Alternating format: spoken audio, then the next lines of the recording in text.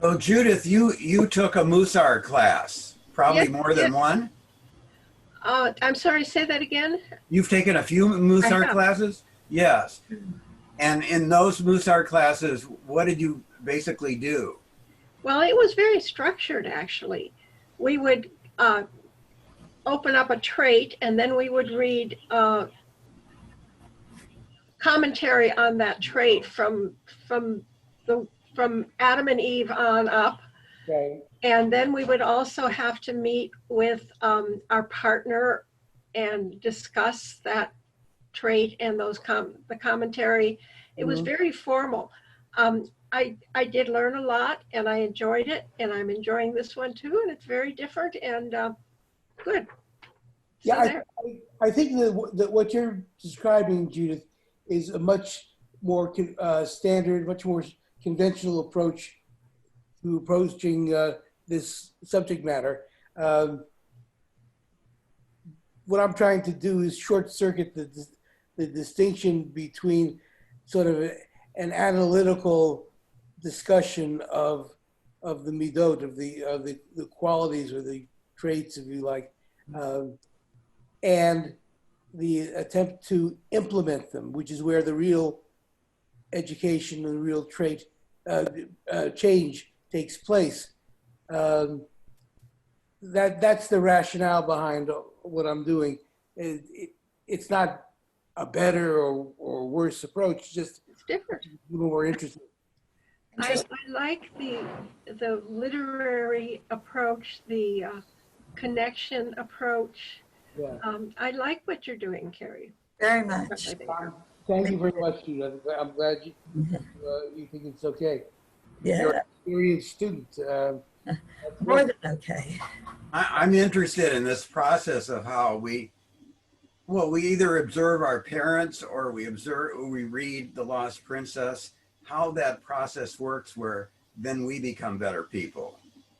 And I was telling Kerry, I'm facing some situations now where I have to make choices and they're dilemmas and no one choice is going to work, that kind of thing. And we're Yeah. probably always in those situations, but Well, that's one of the reasons. decisions have to be made. Go on. Well, that's one of the reasons why I like working through Nachman's stories, because those complexities are there in the stories by almost by definition. So just talking about them, even though we don't talk about all the possibilities, we talk about more of them. We come into contact with more of them than I think if we were just to discuss what is this particular midah or what are the characteristics of this particular uh, value. The complexities are there in the story, so it's a little bit different approach. I think what's interesting from the story to me Yeah, is I think if I were to just sit down and look at all of these traits, I might not realize how in excess that they could be negative. And there are ways in the story that I feel that these really like holy traits have become negative. This man has kind of like sacrificed his entire life to saving this princess, and she's just one person. And so, I mean, it's interesting the farther we get in the story, the more I think about that. well, I think that is part of what makes this uh, field so interesting, because we recognize right from the get-go that there isn't any quality or characteristic or trait, however we want to translate midah, um, which doesn't encompass complexity. And that's what makes it, to my mind, really interesting and really useful to talk about any of the midot just from the standpoint of what is um, uh, the what do I want to say the definition, or what is the outline or the description is interesting, but there's no way to latch onto. There's no hook to latch onto to connect to what is really um, challenging about it. You know, it's sort of apple pie kind of approach. What's interesting about the midot, to my way of thinking, is that they involve complexity, and that complexity is what allows us what puts us in touch with being challenged. So that's sort of the rationale here. And all right, well, we're past our starting time, so we should probably find the spot in the text and say the bracha. Kim, did you find the? Yeah, he did. He did. All right, so then let's recite the bracha, please. Baruch atah I don't know. Eloheinu melech haolam, asher kitanu b'tzivanu la'asrok b'rei Torah. Amen. All right, so here we go. Oh my! I have to. Okay, now you have control. Okay, thank you so much. All right, I think we're starting with "So it was that the merchant was shown," right? That's where we left off. So let's take. Come on. All right. So let's just read that paragraph starting. We lost it. Right. Huh? Read the wrong one, maybe? I thought it was one paragraph earlier, the paragraph when 12 days had passed. Yeah. Yeah, Saw it. just below where you are now. The other way. We already read about the king and his servants. Yes. We're in the next paragraph Okay. from the one you're showing. All right. So Michael, since you have found the spot for us, you get to read. Okay. Well, you're not on the spot, but I've got the paper Yeah. copy here. The minister heard this, right? No. No. Next paragraph, when 12 days had passed. There you go. Oh, all right. When 12 days had passed, the minister returned to the seamstress and found that the dresses were ready. Then he put the dresses in his merchant's pack and climbed the golden mountain until he reached the palace of pearls. When he arrived at the gates of the palace, he showed the guard his merchandise and was admitted with ease. For new merchants were few and far between, and the ladies in waiting were always happy to examine their wares since they had little else to do. Okay. Let's stop there for just a moment. So we've spoken about the number 12, tribes of Israel, months of the year, et cetera, et cetera. It's a very important number. The dresses were ready, and what does he do with the dresses? Took him up the mountain. Well, he gave them to the ladies. Right, but they're put in the merchant's pack. What is that? What is a merchant's pack, do you think?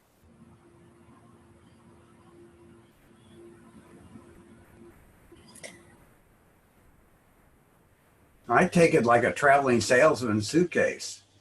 Yeah. Yeah, I think something like that is we're in the right ballpark.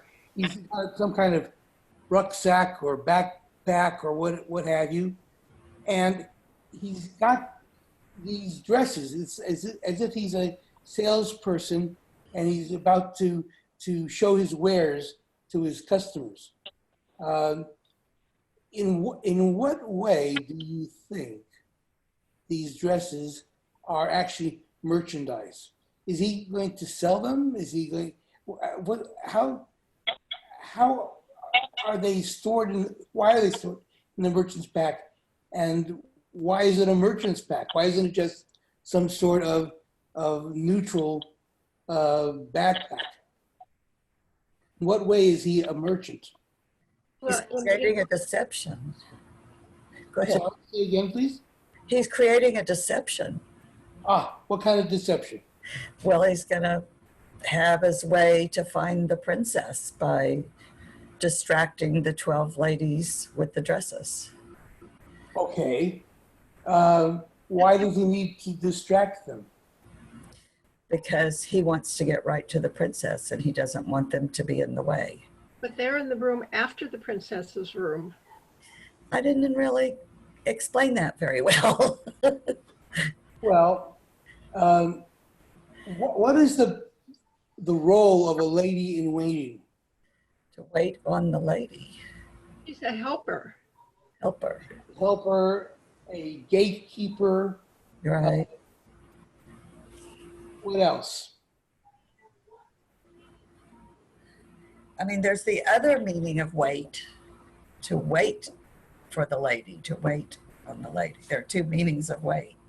So there's to take care of her, or there's to wait, Well, in one sense, they're kind of a servant to the lady. right? Lady in waiting is part of the court. And as part of the court, the lady in waiting or the ladies in waiting are part of a circle, a phalanx, if you like, of court personnel that surrounds, in this case, the princess. Or it could be a queen. Queens have ladies in waiting and so forth. They're kind of a buffer. And on one level, they regulate who gets to come into the presence of the princess, but they also protect the princess from what? Unwanted people. Unwanted people. being People who might do what? Try to exploit the princess or to get something from the princess that maybe they're not entitled to, or which may be dangerous to the princess. So there's a protective function as well. What do you think might be the reason that there needs to be some sort of buffer or protective level or perimeter that's established around the princess? Because she's a prisoner. They Well, don't want her to escape. She's too innocent. She's too innocent. Well, the prisoner, she's too innocent. Tell me more about what you mean by innocent, Michael. Well, she's not prepared to handle the rigors of everyday life. People might be able to take advantage of her because she has a certain kind of innocence. So, in that sense. Okay. So if these ladies in waiting surrounding the princess are units, as we've spoken about before, units of time, months or hours, which are surrounding the princess, which we remember is on one level is like the Sabbath. Okay,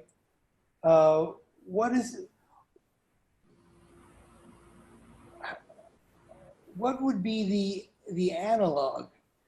What would be speaking now about sort of getting in touch with or getting connected with the tradition? What is it that needs to protect the Shekhinah, God's presence, or the Sabbath, if you prefer, from what? What is there that could be attacking or be dangerous to that? Well, they don't want her to be reunited with, they don't want the Shekhinah to be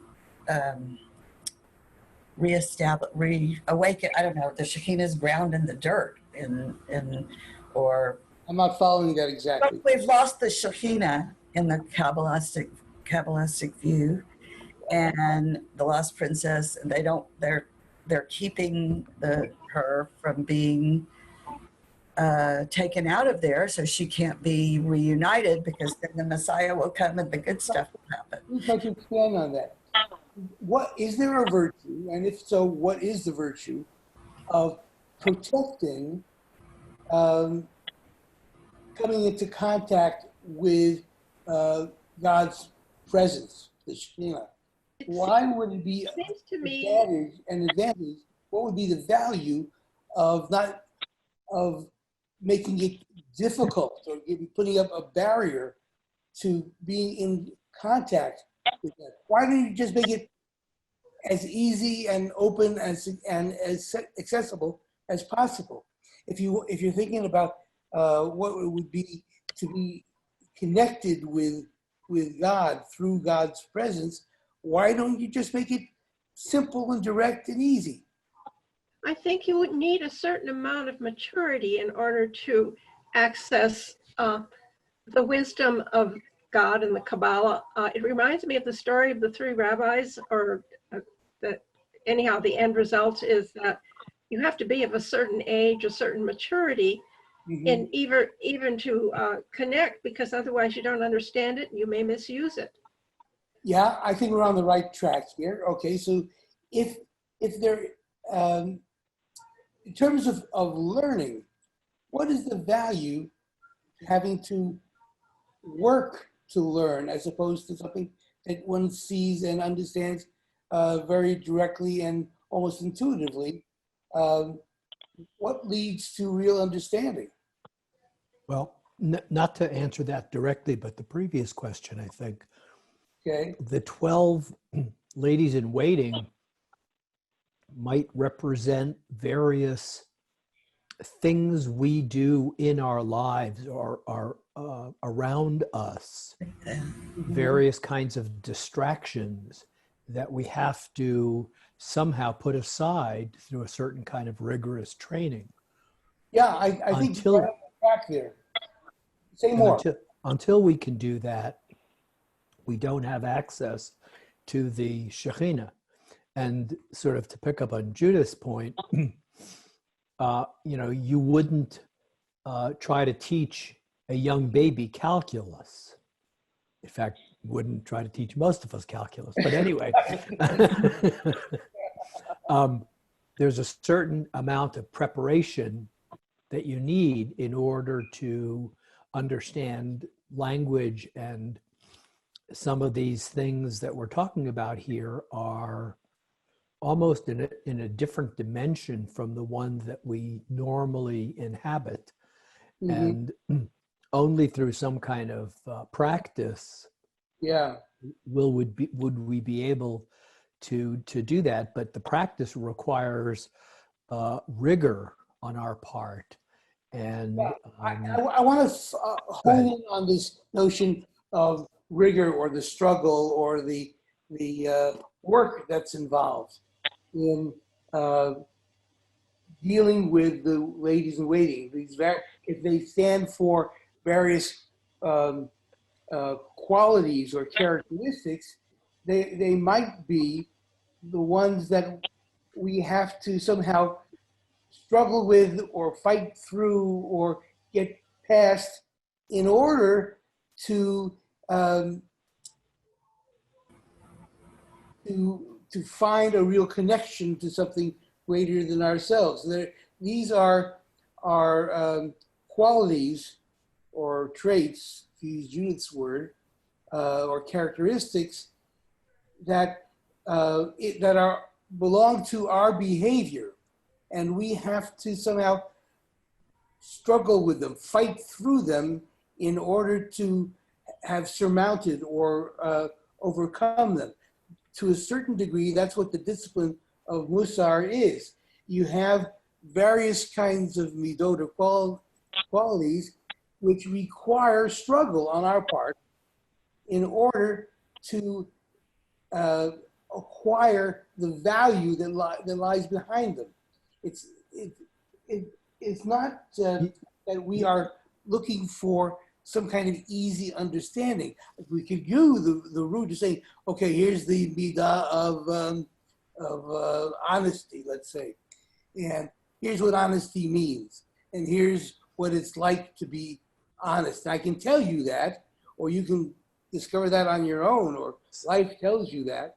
Right. So in a sense, our reading this story and trying to understand it is part of our preparation for studying Mussar.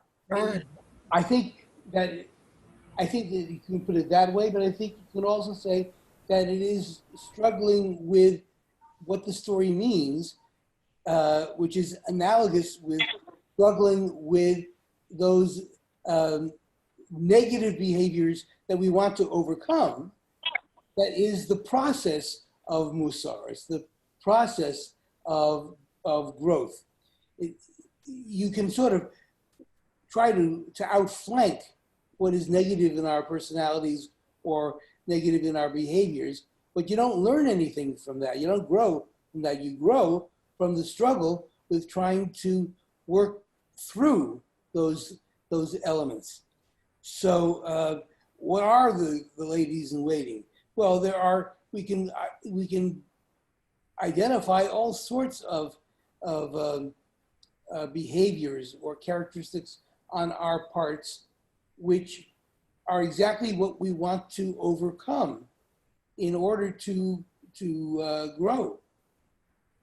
The virtue of encountering them and struggling with them is the most intense form of growth. We don't try to avoid them when we can, and we come up with some value, but the real value is in struggling with the negative, the counterproductive, the obstacles to a more enlightened or more spiritual connection with life. So there is getting through the barriers posed by the ladies in waiting is an important part of the process. Now, what are these dresses?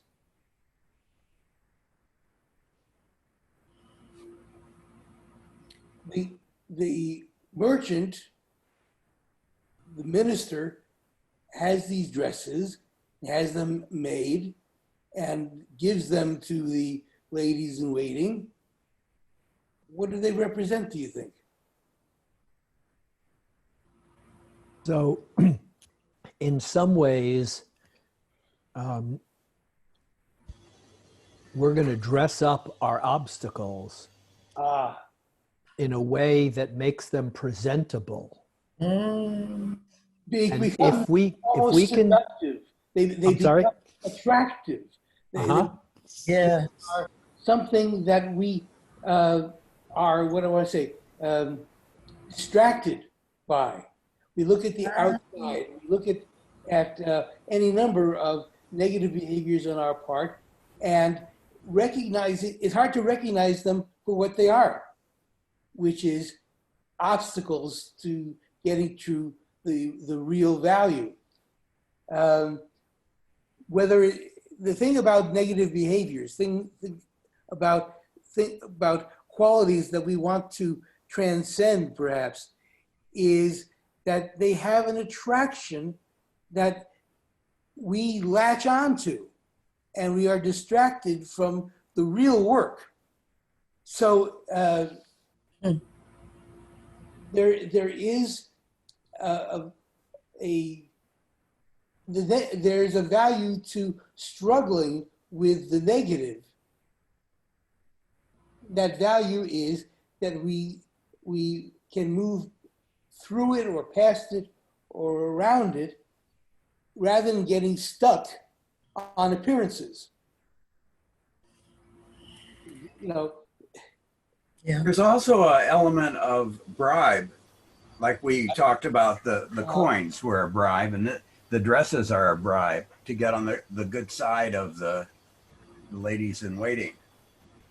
Well, all right, so there's an attempt to bribe the ladies in waiting?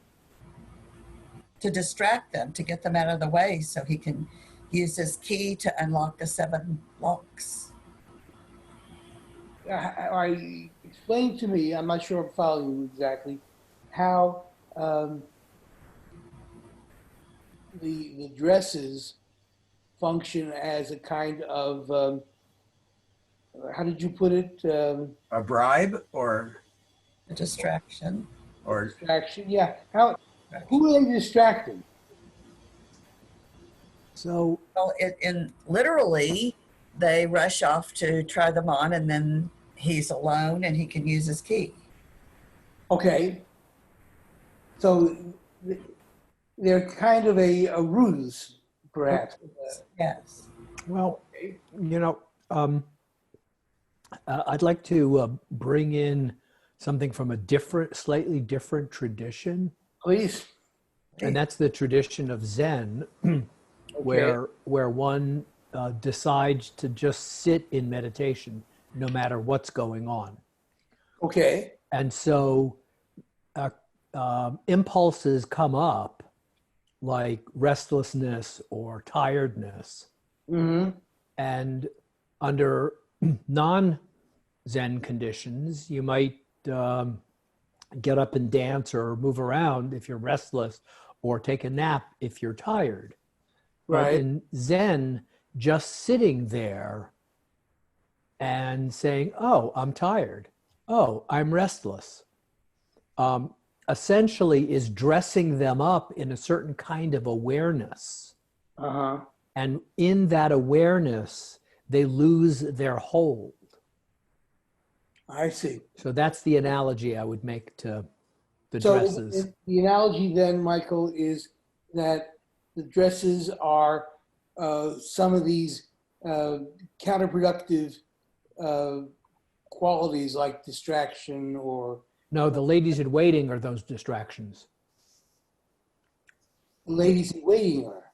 And the dresses Yeah. are the analogy to our awareness, which says, oh, okay, this isn't such a terrible it's just a restlessness, or it's just tiredness. So It loses the energy by putting that kind of a dress on. and that those are things that we bring to the experience. The minister has the dresses made and brings them to the ladies in waiting, then put them on. Yes. Okay. So if you look at it from that point of view, just to follow your analogy, the dresses are I'm restless. Oh, I'm distracted. You just noticing your behavior. Yes, Okay. that's right. All right. Gotcha. So yeah, in the Jewish tradition, at least in the Hasidic tradition, there, whatever is going on, you say Baruch Hashem. Yeah. And you're thanking God for putting whatever is in front of you. And so again, that's a change in the awareness that you have. And again, those are the dresses. So What they also do, though, is at the same time, is that they cover up, they obscure the qualities that the lady in waiting demonstrate. Now, this is a double-edged sword, it seems to me, because partly we want to notice how we react to the lady in waiting, but at the same time, as we are noticing that, we are not directly confronting the quality itself. We're confronting our reaction to the quality. right, which is the only thing we can change anyway. That's a very interesting and important point, but I'm going to take a little bit of an exception to that, only in the sense that you have to then ask yourself the question,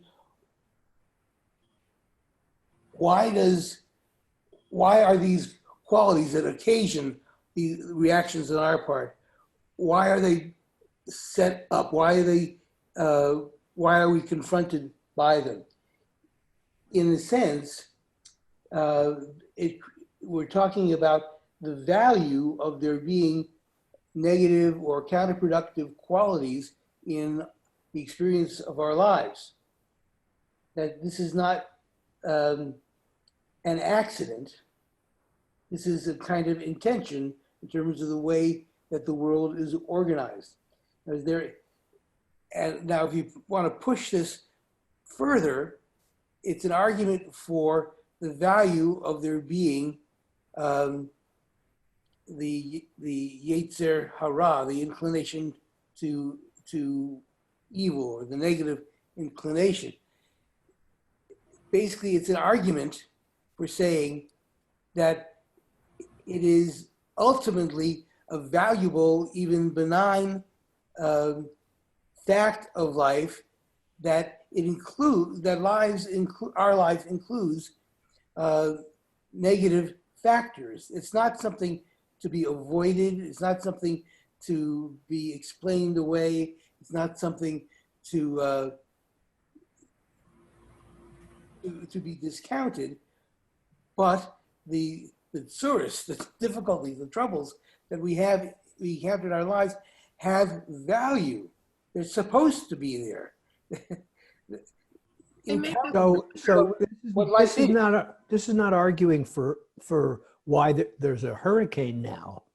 This is arguing about our own personal characteristics that have not served us well. I think very importantly that's true. But why not hurricanes? I mean, what is the point of there being, I don't know, viruses in the world? What is the point of there being dishonesty in the world, or taking advantage of people? Why are those qualities or those challenges present in the world? I think dealing with challenges and difficulties, suffering makes us stronger if we face them. Okay. So And we produce our pearls. Excuse me. We produce pearls from it. okay. The layers and layers and layers and layers. Grit. Yeah. Okay. Produce the pearls, hopefully. So, this leads me to one of the great sayings that gets quoted all the time, just in conversation within traditional circles, which is the quote from scripture, "Gam ze ya'avor," this too will pass. So the idea is that there is a reality which is not permanent, but which moves sort of across the field of vision. And as we encounter the elements of this reality, we have to identify them, we have to struggle with them, we have to glean what can be gleaned from them, and then each one is replaced by the next one. So I'm not suggesting necessarily that getting some kind of disease or illness is a good thing in and of itself, but the challenge that's posed by these factors in life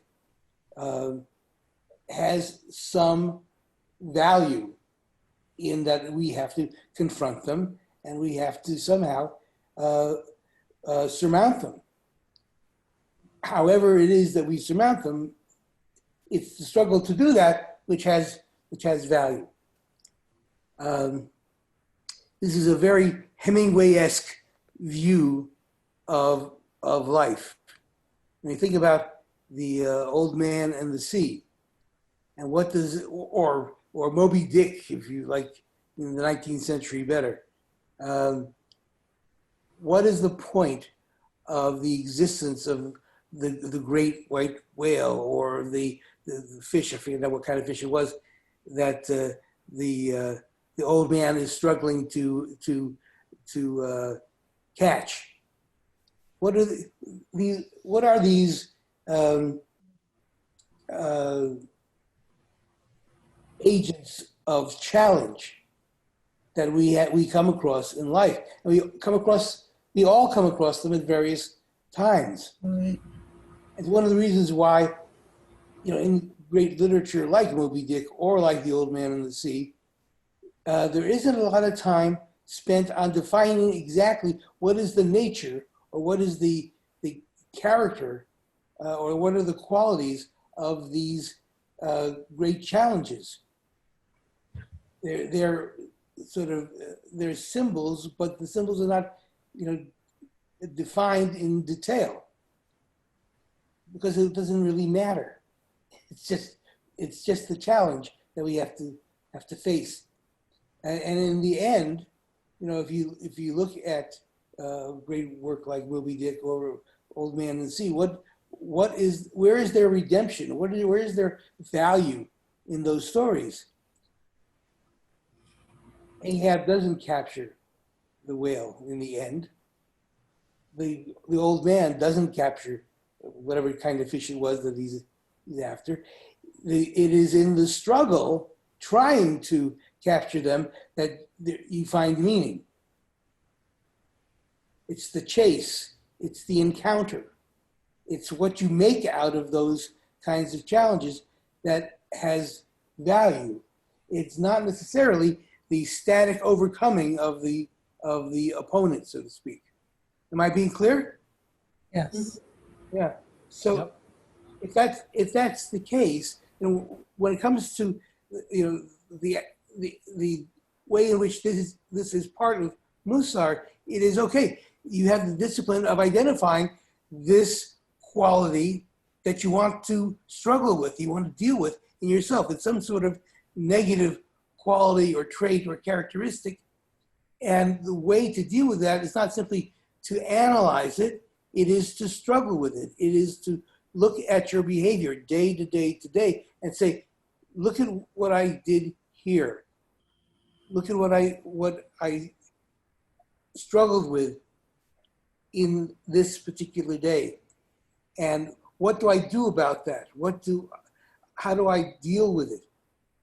It is very much like what Michael was pointing out in terms of the Zen tradition, noticing what it is that we are struggling with, but it takes an additional step. It's not just noticing it, valuable though that might be. There is an element of struggle, of wrestling with the negative behavior, the negative characteristic, and it is in the attempt to struggle with it that perhaps we change. There is a kind of wisdom from simply noticing what's going on, but there's another kind of wisdom, a related kind of wisdom, which comes from the struggle to change in the face of those kinds of challenges. Like when you're confronted with a choice and you can get to the point where you say, oh, I would normally just tell a white lie, or, but I don't want to do white lies anymore. And then you realize you could handle it another way. I think we're in the right ballpark there. I mean, look, you can say, look, I notice that when I am stressed, here's my reaction. But there is some value in trying, though it may be difficult, to change the way you react to stress. It's something more or something additional to simply noticing what is your reaction. So in the context of growth, I think that what's being posited here is that as opposed to wisdom, which is the noticing of things, it is the struggle with the behavior which leads to growth. Notice and growth are not the same. Yeah. They are both valuable. They are related. But in the end, Judaism's view is to fasten our attention on behavior.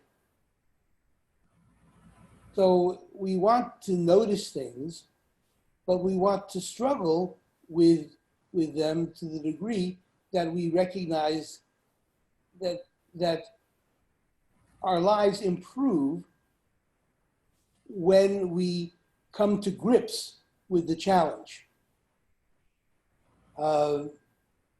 I think one approach is not right, the other approach is wrong. I think they're different approaches. This is sort of, I'll give you very Actually, important. I disagree with you, Kerry. Okay, what do you Because think, Mike? I think they're the same, because I think we may be using the term notice in slightly different ways. Okay, When I reach for a chocolate bar, yes, if in the act of doing it, I notice that what's going on is that I'm feeling a certain kind of lust for it and a hmm certain kind of unhealthy attraction to it. hmm That's the kind of noticing that I'm referring to. That is, right, not letting the action or the emotion or the thought hmm just take off and do its thing, because right, that's the normal way of doing it. The fact that we can notice it is the opportunity. We have just changed the course that we're on by that act of noticing. I agree with you. I don't think we're differing in that regard. The question I'm raising, and this is Mhm. it's an associated question, is there a new behavior or changed behavior that we are aiming to establish? Sure. We're trying to live a healthy, productive life, Right. a life where we are compassionate and we care about the people around us, where we're not so self-centered. hmm And so there are a whole set of characteristics that we're aiming towards, and and these are different, slightly different approaches. Uh-huh. But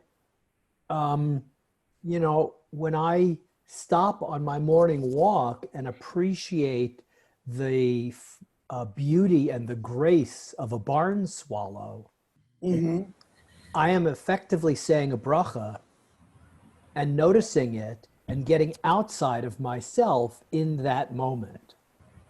And we have different ways of training ourselves to do that. I described the Zen method.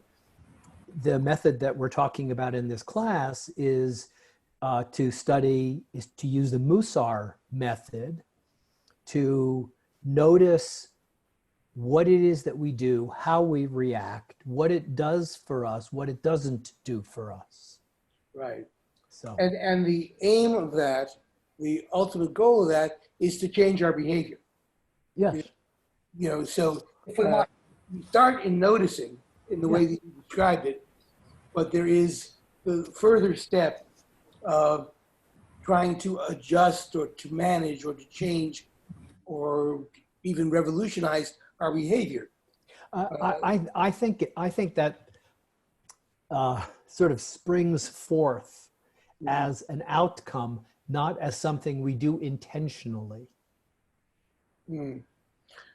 So, I can see how you would look at it that way. I mean, I think that this is an intentional process that is outlined in terms of the procedure of Mussar study. So you get into yes. these dyads with other people in group, as Judith was describing, and you interact with them. And in the mutual interaction, change takes place. Mm-hmm. But ultimately, change takes place, and this is, as they say, the true proof of the pudding is in the eating. When you encounter these things in life, and what do you do with them? Right. So yeah, I think we're kind of in violent agreement here. Yeah. Having said all that, what I wanted to sort of connect with in this passage is the idea of clothing these ladies in waiting, these protective obstacles, so called, in these beautiful dresses. Why does the the minister or the merchant, if you prefer to call him merchant, give these beautiful dresses to the ladies in waiting? What is the function of clothing them in these beautiful dresses? I think in terms of obstacles, sometimes something bad happens. Perhaps, well, obviously, a grandparent dies, for instance, Okay. and you're grief stricken. Mhm. But as you deal with your grief, you have learned something that everything dies, or I mean, you learn, or you've learned if a friend has cancer or you have cancer and you survive it. Yeah. You have the choice then of going on, because you've been through this difficulty, dressing it with something that's more beneficial, like helping other people who go through the same thing. Yeah, I think we're definitely in the right ballpark here. You know, one of my favorite halachot, as opposed to mitzvot, which one finds in the Shulchan Aruch, means literally the set table by Joseph Caro. Probably the most basic law code in Judaism. This is, I think, absolutely brilliant. One of the halachot is excessive grief is forbidden. Excessive grief is forbidden. What do you think that might mean? It's selfish. Okay, why is it selfish? Because you're thinking only about yourself. Okay. But I would have thought, and I think we often commonly think, that grief is an emotion. It's some sort of feeling. How can there even be excessive grief? Don't you just feel what you feel? I mean, but they say suicide is contagious because unfortunately, often after somebody commits suicide, family members or friends might choose to do the same. That's a way where I think I don't quite feel comfortable saying whether suicide is right or wrong personally, but in a way that it could be very dangerous to be excessively grieving the loss of a loved one. What makes it excessive? I'll give you an example from one of my absolute favorite movies, Anti-Bane, with Robert Russell and so forth. I don't know if you've ever seen it, but it's a magnificent movie. And at one point, the Anti-Bane character, played by Rosalind Russell, falls in love and marries this Southern guy, and they have a beautiful first year of marriage, and then they go around the world, and he dies in a mountain climbing accident, and Maine goes into mourning, and she's wearing black. And after about a year, she's still wearing black. Her acerbic best friend says, "Well, Maine, don't you think you could go to purple by now?" Okay. What do you think the point is? We have to get back to living. Yeah, you do. You have to get back to living. And at a certain point, whether it's the grief becomes counterproductive or you're wallowing in it, you yourself kind of disappear. And in the end, what it winds up being is a kind of pose. Okay? Who you are is masked, it's obscured by this outward pose or outward presentation. At a certain point, maybe, I'm not saying that I know exactly when that would be for any particular individual, but at a certain point, the presentation, in that case of grief, is kind of artificial. So what is negative about that? Because it is that you are spurning life. there is a way in which we can seduce ourselves into a kind of engagement with the very negative behavior that we are trying to change. We become invested in it. It becomes impossible or very difficult, I should say, to surmount it. We wind up being enslaved to it, or be machurs, being sold to it. It's the word they use for being addicted. So what happens? We get involved in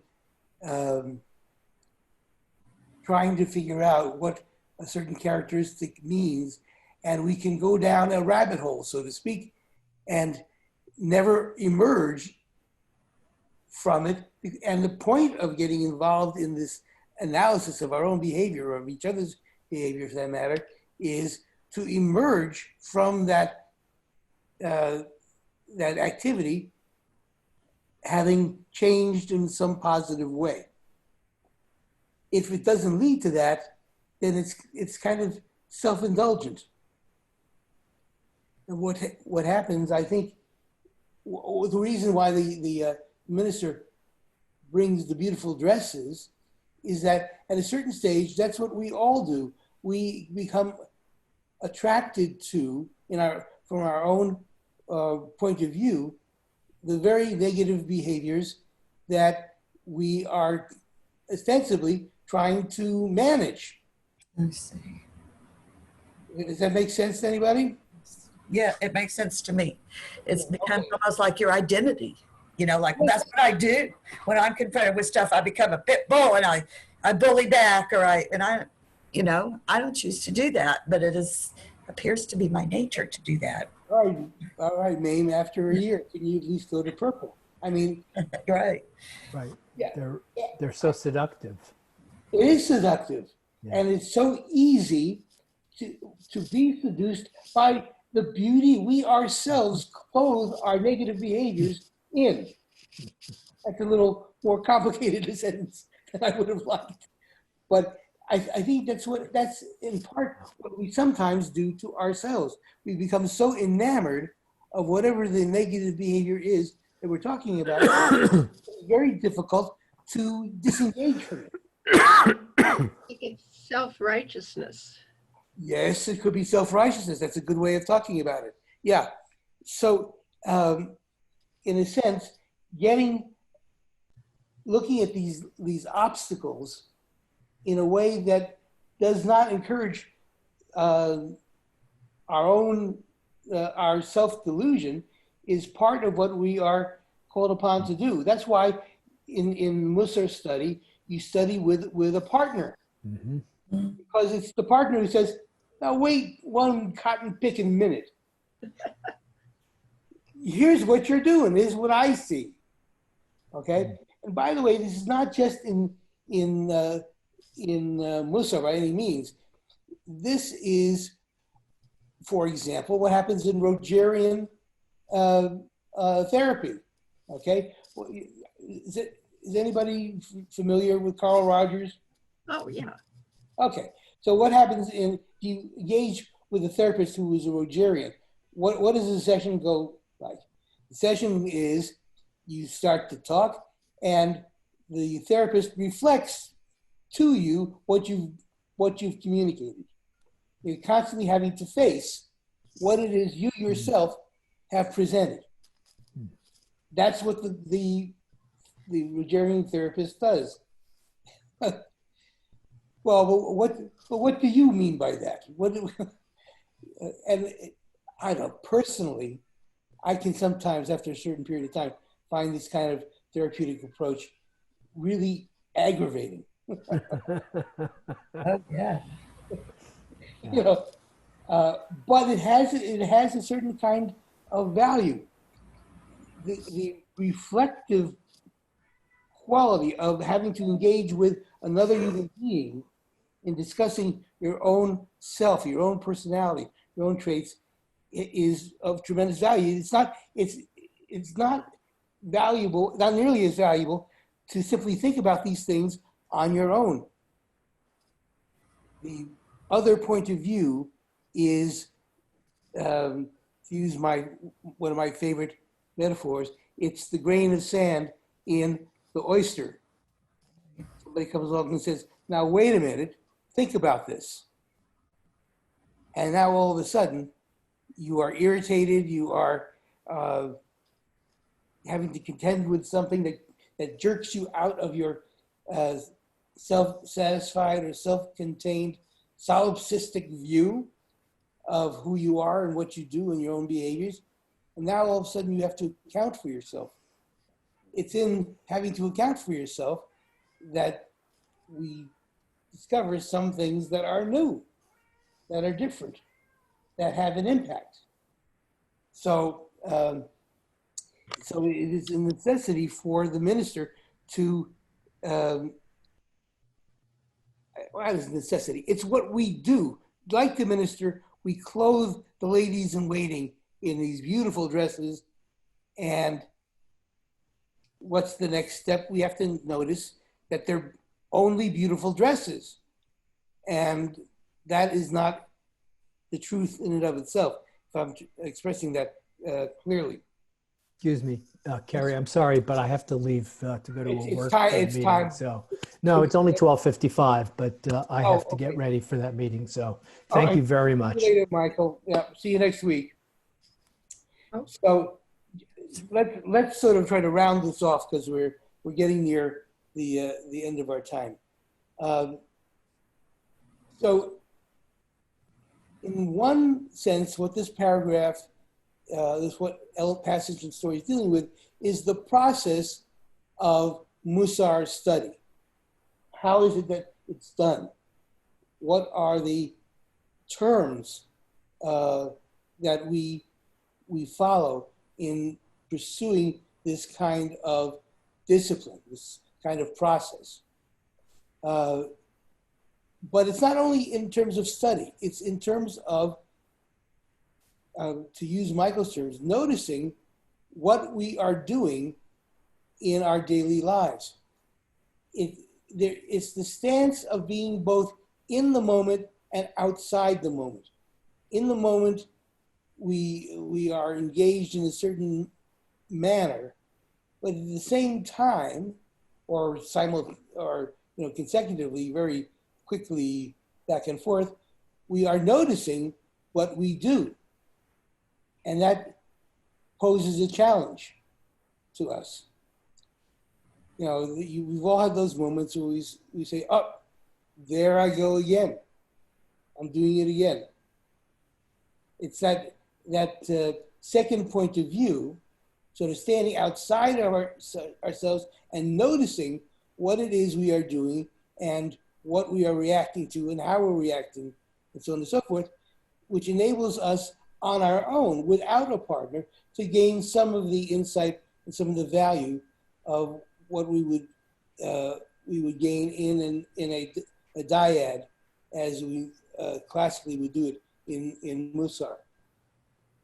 So there's a famous Hasidic story about the Rabbi who says, notices some behavior in his part. He says, I did that yesterday. I'm not going to do that again. And then his own voice says, but that's exactly what you said yesterday. Okay, we all do this. It's the double focus which we can get involved with ourselves of being in the moment and being outside the moment, or being in the dialectical relationship and having somebody else there, part of that relationship, who says, but yeah, look at this though, and look at that, and what do you make out of this? Both can function in that way. Okay, I think that brings us to the end of our time today. thank you very much for being part of the group. And we'll get together again next Friday. Great.